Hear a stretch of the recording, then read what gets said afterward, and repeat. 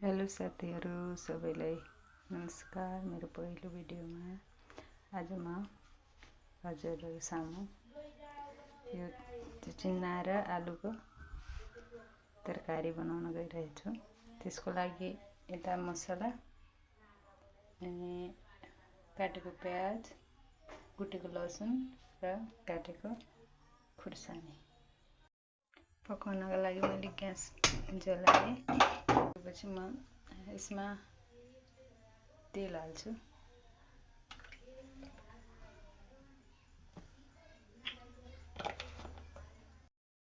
यसमा प्याज राखे,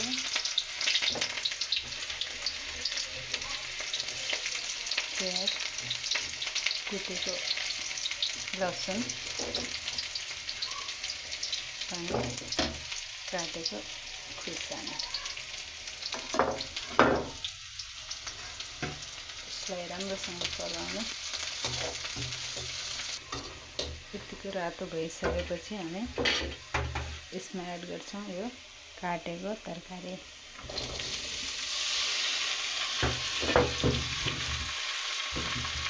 मसला चाहिँ म लास्टमा हाल्छु है साथीहरु। यसलाई चलाउनु मजाले।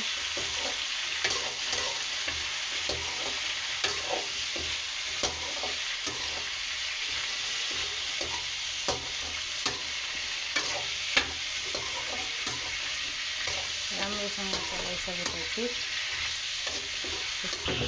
एक भाँडाले छोपिदिनु।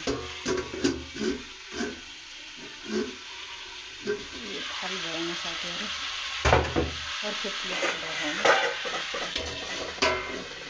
ढाकौँ। यसलाई 10-15 मिनेट पाक्न दिएर स्लो ग्यासमा निकाल्ने। मजाले चलाउने यसलाई। मसला पुरै तरकारीमा लागोस्।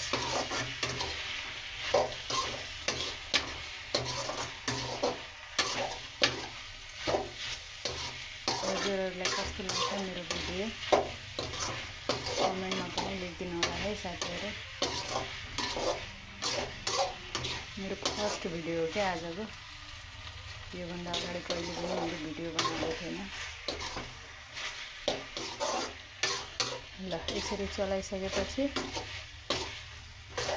ल अब चाहिँ मेरो तरकारी पाक्यो। मैले बनाएको तरकारी